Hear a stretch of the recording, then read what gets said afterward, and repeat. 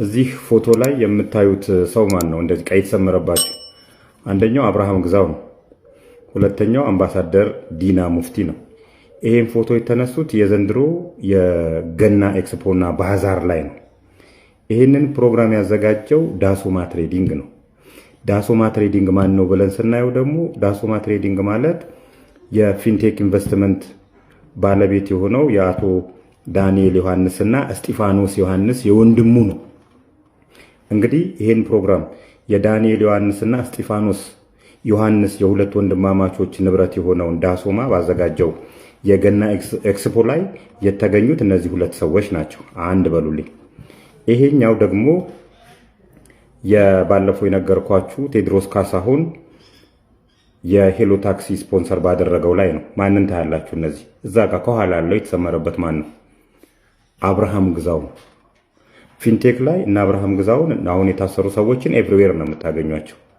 እንግዲህ የዚህን ታሪክ ካወቅ ነው አብርሃም ግዛውን ብቻውን ወስደን ብናየው ሄሎ ላይ ነበረ፣ ፊንቴክ ላይ ነበረ፣ ዳሶማ ላይ ነበረ ማለት ነው። 3 ቦታ። እነዚህ 3 ቦታዎች ላይ እያለ እንግዲህ ይሄ ካምፓኒ በሶስተኛ ዙር ነው የመጣብን ዳሶማ ብሎ ራሱን ማለት ነው። 3 ቦታ ላይ ያለ ፊንቴክ ኢንቨስትመንት እንደዚህ አጭበርባሪ ነበረ ስለመሆኑ አላቅም ሊለን አይችልም። ማስረጃዎቹ እነዚህ ናቸው። በእርግጥ አሁን የቴዎድሮስ ካሳሁን ስካይላይት ሆቴል እንኳን ደህና መጣህ አቀባበል የተደረገለት ቴዎድሮስ ካሳሁን ምንም አያውቅ። እውነት ለመናገር ስለ ፕሮግራሙ ጓደኞቹ ናቸው ያዘጋጁት የተባለው። ሌላ ክፋት የለውም። እንኳን ደህና መጣ ነው፣ እንኳን ዶክትሬቱን አገኘህ ነው።